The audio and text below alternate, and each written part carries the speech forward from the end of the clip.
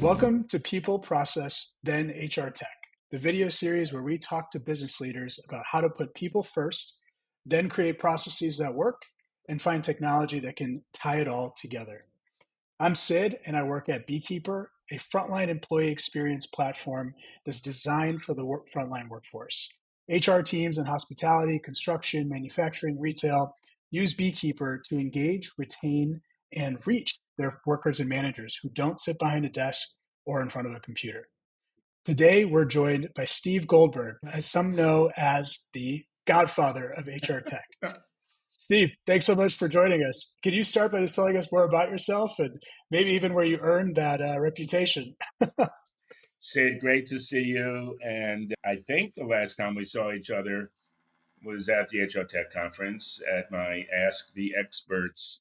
It's a fairly presumptuous sign to have in front of you, Ask the Experts. But in my defense, somebody as prominent as my good friend Jason Averbook was across the way, similarly with an Ask the Expert sign. So I guess it was a big deal. All right, The Godfather. Yes, I don't mind being called The Godfather. I don't try to hide how many years I've been doing this, being all sides of HR, HCM, and HR Tech. This is I'm going into my 41st year. And why do people call me The Godfather? It's not just, if it was just because of that, then I would say stop calling me that. But it's not just because of that. And it has nothing to do with asking for favors that people cannot refuse, as in the Godfather movie. I spent half my career really absorbing and learning and trying to move the needles and be an influencer. But when you're on the inside big global corporations, the sphere of influence is technically limited to your organization. If it's 5 or 10,000 employees, that's a nice sphere. But when I crossed over to the vendor side, became a spokesperson at PeopleSoft in the heyday of PeopleSoft, and really the last 15 years have been viewed as one of the top tier HR tech influencers. So it's really a combination of all those factors, but being in a position where I can leverage everything I personally learned in the first half of my career and in a way be driven by the goal to let as many people benefit from what I've learned. I know that sounds maybe a little too motherhood and apple pie-ish, but this is why I'm doing this. I want people to not make some of the mistakes I made. I want people to take advantage of some of the opportunities that my teams were able to leverage within big organizations and smaller organizations. That's a very long-winded answer. They obviously don't call me the succinctly articulated Godfather. Yeah, there's no early descriptor in front of that. That's really helpful and it gives me some good places to dive into. So, if you look at your career, you've sat on every part of what consultants call the value chain of HR tech. So, I'm curious, you mentioned some of the mistakes that were made. Can you give me an idea of some of those timeless principles or mistakes that happened over the years? Yeah, by the way, if anybody is wondering what the heck my shirt says, HR Punks, I got it at an HR event. I presented at. So to me, the learnings and the mistakes go hand in hand. That's not a revelation to anybody, I'm sure. So here's one example. I can put it as almost like a fortune cookie sort of phrase. Best practice is really the practice that works best. And what I mean by that is you have a unique operating environment. There are business plans, business goals, dynamics that are generally quite fluid. You have challenges, you have strategic initiatives in place, operational initiatives in place. And within the HR value chain, boy, there's a whole lot going on. Even if you just break it up into the typical HR process life cycle, right? Let's say workforce planning, recruiting, onboarding, performance, learning, comp, succession planning, etc. Within each of those HR process areas, my teams and I had aha moments, plenty of them. So there's too many to highlight here, but here's a few. And I'll go in the same order, if you don't mind. Workforce planning is typically done, let's say, the foundational activity in workforce planning is based on resourcing needs, which are based on business plans and priorities and the timing around that, right? So even with analytics and even Gen AI, and fast forwarding to today, so you can imagine when I was a practitioner, we certainly had a real dearth of these capabilities back then. But even today, I see the same opportunities out there that are not given their just due. So start with workforce planning, business plans and priorities. You really have five options for resourcing: hire a regular employee, get a contractor, upskill the person who's the incumbent, redeploy somebody, or outsource. You really have five options for resourcing a particular skills gap or job or project resourcing need. And typically it's not looked at from all five lenses, and it should be. So that's a major opportunity. And I'll just give one in each area off the top of my head. Recruiting. I'm glad that there's not a lot of vendors that are using the catchphrase hire more quickly, reduce time to fill, because what's so great about hiring the wrong people faster? So it should always be a combination of quality and speed, more the efficiency side. And in recruiting, personalization is key. So I think AI can be leveraged a lot more, but personalization is not just the employer value prop. It's really understanding what's going on. I talked about operating context at the macro level, operating context at the person level. What's going on in that person's life? Are they waiting to get their bonus in the month of March because they work in financial services? Do they have an expanding family? Are they thinking about making a career change and they've earned the right to be taken seriously because no matter what they do, they've done well? That's all part of the operating context, and it should be considered in the recruiting lane, so to speak. And then we go to onboarding. I still think onboarding is woefully inadequate in most organizations. It's mostly driven by what the organization needs you to learn to do as quickly as possible, but it should absolutely factor in what is that person, what are their goals? Yes, the organization, there's job related goals, organization related goals, and there's employee related goals. What do they want to achieve? What do they expect out of onboarding? How much learning do they expect? I bring this up because in the first 30, 60, 90 days is very expensive. It's very costly. And unless you know what that person's expectations are and you have alignment between what the organization expects and what they expect, you'll probably have not such attractive numbers in terms of early stage turnover.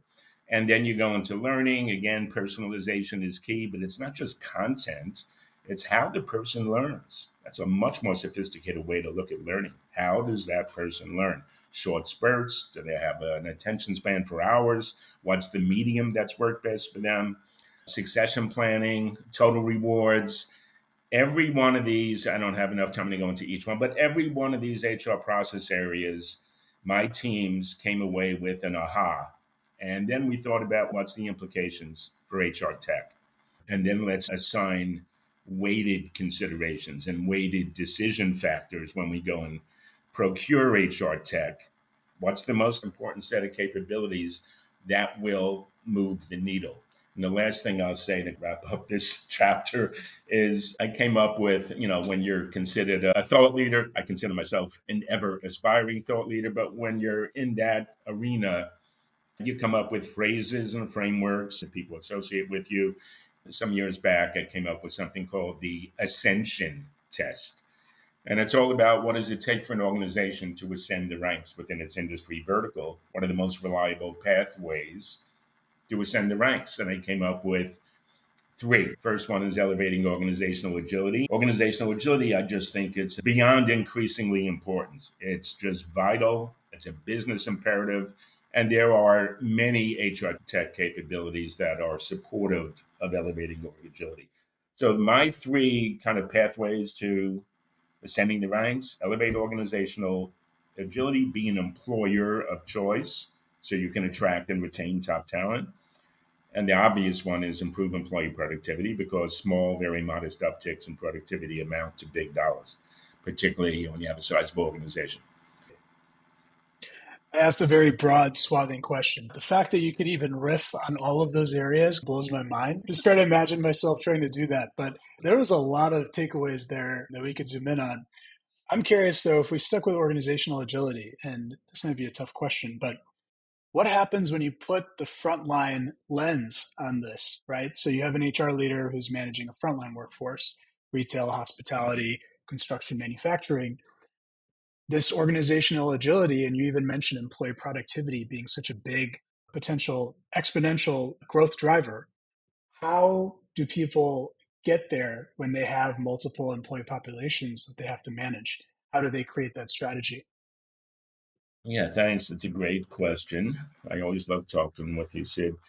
Organizational agility intersects in a very obvious way with managing change because agility means we're going to do something differently. It's either going to be operationally differently or technologically or strategically. And the front end of managing change is assessing readiness.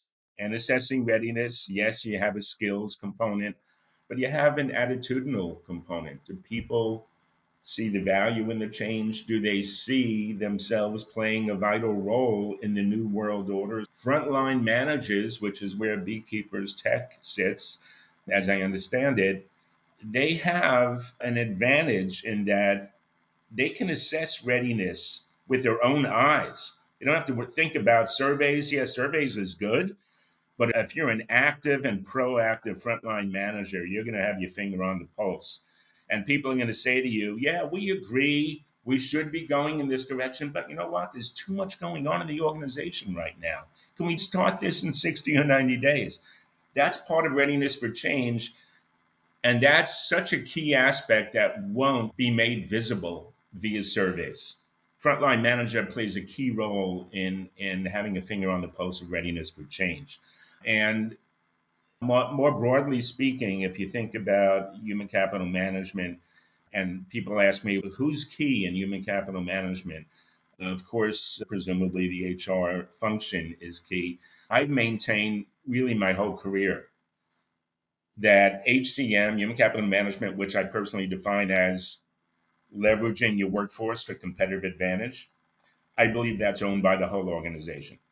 That needs to be owned by the whole organization. And that means, of course, HR, which is only maybe 1% of the organization. That's another reason why it has to be owned by everybody. People managers, line managers, and of course, employees themselves. Unless an HR department or an HR technology implementation team is operating with that mindset, they're not going to get the take up and the adoption and the usage and therefore the ROI. So I was head of HR tech, always reporting to a CHRO in four different investment banks, three in the U.S., three on Wall Street and one in Switzerland. We're talking about the 80s and 90s before I crossed over to PeopleSoft, then went on to advisory and consulting and analyst work.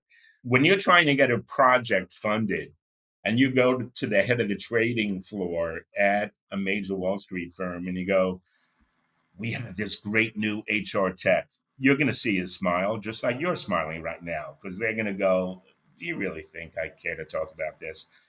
Now, again, yes, maybe that's anachronistic because it was back then. I don't think so. Unless you operate with the mindset that manager, that head of the trading floor, the C-level folks in that organization, down to every people manager, they need to think about managing competitive advantage as a team sport, managing people for competitive advantage as a team sport. And when I would go out there and try to present the business case for investing in HR tech, oftentimes I'd be told, go look out at the trading floor, or I'd be told by the head of ops, go take a walk around here. Nobody's using your system. They all have spreadsheets. They trust their own data. That's good information because it's not that difficult to get from that scenario to trusting the data in the HR system or the HCM platform. But you have to do some things to get there. And one is just have the perspective and convey the perspective that everybody owns human capital management. You also need mechanisms so that they don't wait a week for something to change on the system that they have no control over. Somebody's title change. People have system shutdown when they see wrong salaries and wrong titles, and somebody left the organization a week ago and they're still there. That's why they maintain spreadsheets. They maintained them 20 years ago. They maintain them today maybe dually maintaining that, and in an obligatory way, they're on the HR system too. You got to get rid of that. And I still feel strongly about some of this stuff, as you can tell. That's super interesting. So it's sometimes HR data operates in its own silo, and you have operating teams that are like, we can't trust this data. How do you harmonize both of them? You mentioned part of it being that you really just have to get people to believe in and make sure that data is updated. What else can HR leaders do to make sure that that data is not only accurate, but adopted by the rest of the organization? Well, they have to feel that they are the architects of the system in a way, and that they own the data. The data is theirs. Some of it will need to go through different sort of process controls so that it's reviewed by others, have policies that govern data. So here's a mechanism that at Swiss Bank, which was the last investment bank I was at in the late 90s, I had the exact experience of going to the head of the trading desk, and the gentleman looked around and said, everybody's using spreadsheets. And we said, give me a few days to come back to you and propose a solution. The solution we proposed was something called the challenge feature, where any of his people managers or employees see something wrong on the system, in 2 seconds they can challenge it. Press a button, dialog box. Now, this was commercial software that we adapted and customized to our environment for this reason. Press a button, I challenge, dialog box comes up, you put in a free form comment. This person left 2 weeks ago, salary's wrong, fix it. That in combination with the service level agreement, where somebody in HR had 24 hours to get back to them, tell them what they were doing and correct it, and 1 day later had to be fixed. Once we did that, everything changed, and the HR system started to be used, relied on more than anything else. And then we started to see the return on investment that we pitched everybody we would get. Yeah. So there's one part of this, which you've really answered it, which is now everyone is working from the same source of truth. Mm-hmm. Once you're able to add an SOA and make sure that there's trust around that data, it Mm-hmm. sounds like step one to making sure everyone's seeing the same thing. Now there's a part of making it actionable for the HR teams, for the operating leaders. And I remember when we spoke last, you were talking about the key employees, which you define as a key employee. And it sounds like once you have this data, you can start using that information to define your key employees. Could you talk us through a little bit more about that? I'll start with the key employee notion. I didn't come up with this. I'll give credit to my mentor, the late Ed Weinmeier. He hired me at Kidder Peabody and at Solomon Brothers to report to him. He was a CHRO at both. Some people are familiar with the name Weinmeier because Ed's son is the first totally blind person that climbed Mount Everest. And he got that from his dad. I worked for his dad at two different companies, and his dad thought very expansively about the world and how HR can impact the world. And the key employee discussion I had with him, one of many, where I learned something. Ed's boss was the chief operating officer at the first investment bank where we worked together. And Ed's boss said, key employee, that's easy. It's the top 3 levels of the house, C level, 2 levels below. Those are the key employees, can't afford to lose them. And Ed said to me, he's going to defy the chief operating officer. He's going to educate him that key employees should be defined as, if this person leaves, we have a problem. Now, if you are the last person left standing that is very knowledgeable about a system that costs millions to implement and everybody else is gone, well, you're a key employee. I don't care if you make 50K. So we adjusted our thinking appropriately and started to define key employees as whose departure would cause major disruption. And we kept building on that. It was pretty easy to make a case that the whole organization should define it that way. So it really opened up our eyes about more broadly people analytics. Terms, concepts, ways that we measured things, and I still advise vendors on this today. But people analytics to me is very much about peeling the onion and knowing when you need to keep peeling versus when you have enough context and insight that you could rely on. You could then recommend your decision or an action based on that level of confidence. Here's a pretty simple example. Again, it's a reference to investment banking because that's where I spent most of my years as a practitioner, 15 years. In investment banking, oftentimes you're competing for the same top talent out there. You're really talking about people that can generate millions of dollars for your company. So when you're competing and you're losing people to your competitors, it's a big deal. It was when I was there, it is today also. So you could say, here's an interesting metric. Let's look at whether we're winning the head to head battle in terms of we have lower turnover than our direct competitor with key employees, right? We have lower turnover than our competitor. But if you peel the onion a little bit on that, you may determine that while your turnover is lower, you're losing more people to them than they're losing to you. That's a different look at it. And that could lead to a different type of action or decision. But then you could peel the onion further. Yeah, you're losing more people to them than they're losing to you. But guess what? You're losing people that are not top quartile performers.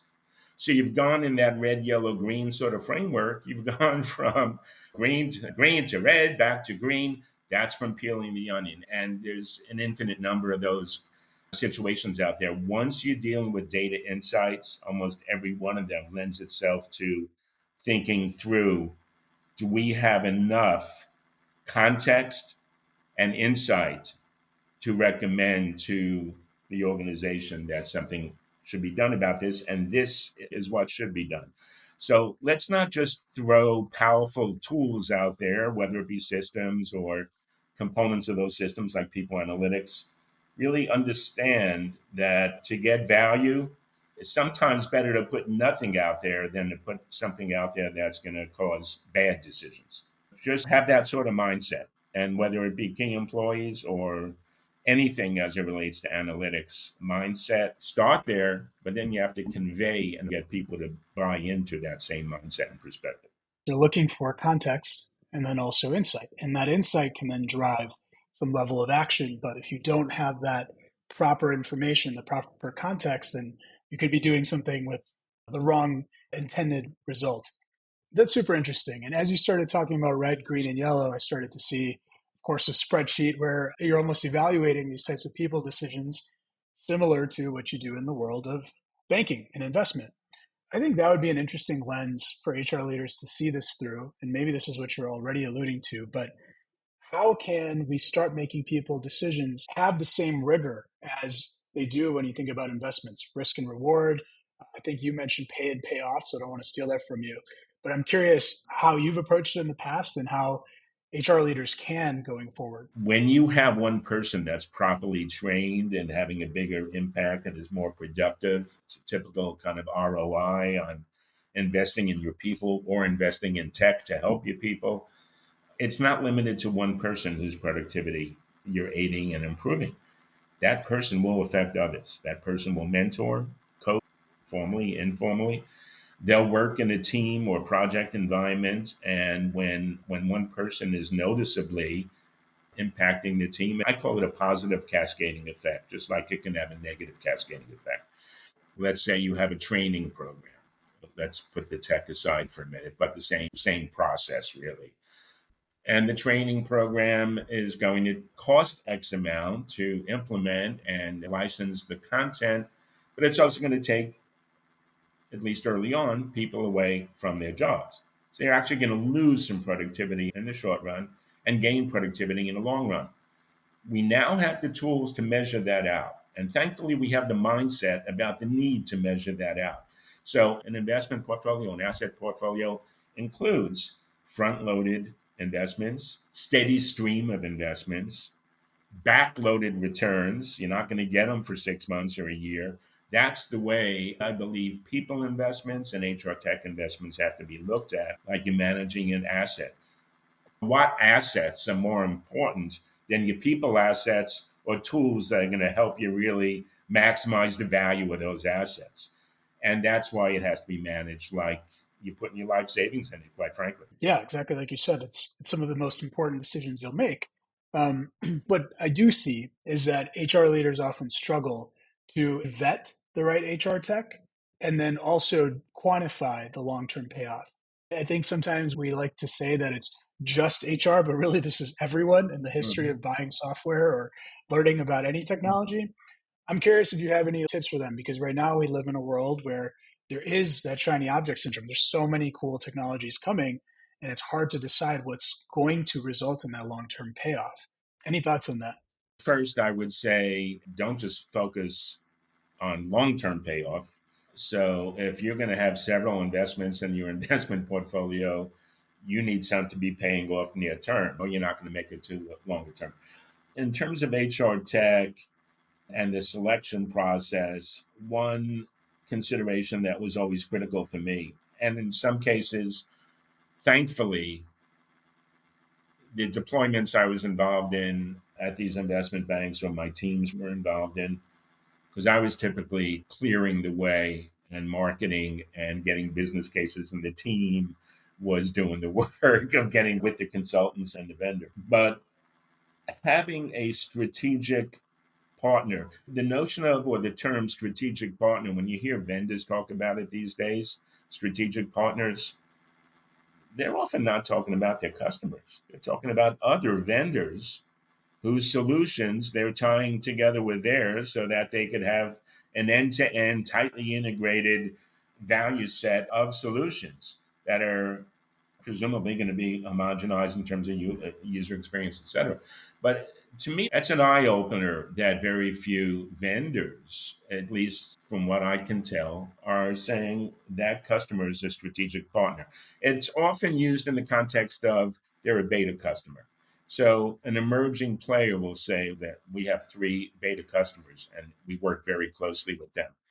It's a scale, it's an issue of scalability. If you have hundreds or thousands of customers, it's pretty close to impossible that you're going to have insight and visibility into what's going on in each of those customers that's going to aid or hinder the deployment, and not just the deployment but down the road ROI. So in retrospect, the very first vendor that we partnered with that wound up getting acquired, I think, 2 more times, we're talking about the 80s, was not in the top 20 of HR tech vendors. Again, I'm not advocating that look beyond the top 20 because you're going to get people that will value your business. May or may not be true. We were lucky. We picked a vendor that proved to us that their future was dependent on us being successful. And that meant a lot to me. It was the right call I made at the time. It also had some risk because they didn't have the financial backing and stability of the bigger players. But they were a company located in Florida, and they parked themselves in our Wall Street firm, and they were there every day. That's why that was successful. And personally, in terms of my career, it helped me with the ensuing engagements that I had. Don't just look at what the top industry analyst firms are looking at. Functionality, very important as long as it's aligned with the functionality you need. But along those lines, a phrase that I came up with when I was at PeopleSoft is platform attributes much more important than features. Why? It's the general principle of if it takes longer to change, it's more important, particularly if it needs to be changed or improved upon. What do I consider platform attributes?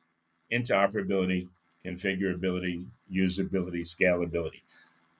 To markedly improve in any of those areas, the platform takes a while. A feature can be rolled out in 2 days or 2 weeks. So if you're one of these customers or potential buyers that's going, hey, there's 20 nice features here. My advice is focus on the platform attributes, make sure each one gets a solid check, then play around with your features. So that's my take. I could talk for a long time about almost anything, as you can tell. But in terms of HR tech selection, a strategic partner whose business is going to be very impacted one way or the other by our success. In a sense, you could say, look, there's a trade off here. I'm not advocating, again, the biggest players get disqualified. That would be silly because the biggest players have a lot of proof points and a lot of people, and they typically have very impressive capabilities in their systems.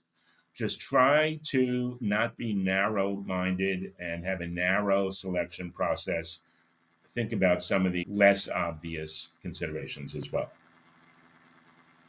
I think the platform attributes versus features is a really interesting way to look at it. And maybe not really a platform attribute, but the support and success you're going to get from that partner is critical Mhm. versus the Yep. features and all the other things they can build. That's great. You can add those to the roadmap, and depending Mhm. on if they're willing to service their customers, they can do that. But it's really the platform attributes and the trust comes from And you strategic say partner. that a magic word for me, roadmap. So when buyers think about a roadmap, and frankly, when a lot of vendors think about a roadmap, they don't think about the underlying process, which in my mind is more important than the roadmap itself. The underlying process for the roadmap, is it rational, defensible? Is it going to prevent situations where the next big prospect is going to hijack the roadmap? Because that happens all the time, or it used to when I was a buyer.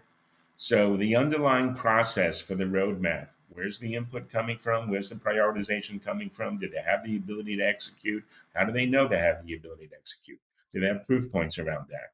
Is their marketing and messaging and differentiation in the market, how is that reflected in the roadmap? What are they known for?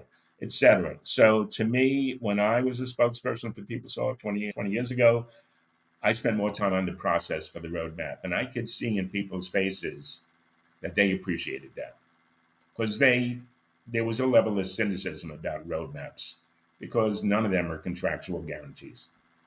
And that definitely has not changed. I can vouch for that. Steve, it's been such a pleasure. We covered so much. Would love to add some concluding thoughts. First off, this is something we ask all our guests. How should HR leaders get buy-in in today's environment? There's tons of tools like we just discussed, lower budgets, changing employee expectations. I read a stat where right now is the only time that there's been 5 generations in the workforce. How should HR leaders go about evaluating and getting that buy-in from their leadership, from CFO, others, for their investments, for their programs? What's important to one buyer or one business area is could be very different than another. It has a lot to do with, I hate to use this expression, I'll use the expression we used in investment banks, and I have a feeling it's used in many places today. What can cause us to be shut down or what can kill us? I hate to use that vernacular, but if a comp process, if you're paying bonuses and you have a lot of mistakes, if you're running a payroll and you have a lot of mistakes, I'm talking about what can cause you to shut down because this was in a sense, a fatal error or a fatal mishap. And so when you're talking to business areas, I think you need to understand what do they fear and what do they think about can really move the needle. And it's your job, the onus is on you in HR to incorporate both into the business case, in my opinion. If you focus on one without the other, it's not a realistic presentation. That's a great addition to the collection. You added something new, and there's been at least 5 other guests, so that's really awesome. I'm sorry, I've been very caffeinated. I think I started the first 20 minutes by talking a mile a minute. I'm sorry for that. No, I'm right there with you. I think I have the same exact amount, unless yours looks like pretty This close is to empty. a venti, but I get Oh, it. nice. Yeah. I'm sure. Sid, it's always a pleasure. I hope we don't have to wait until HR Tech Conference to see each other.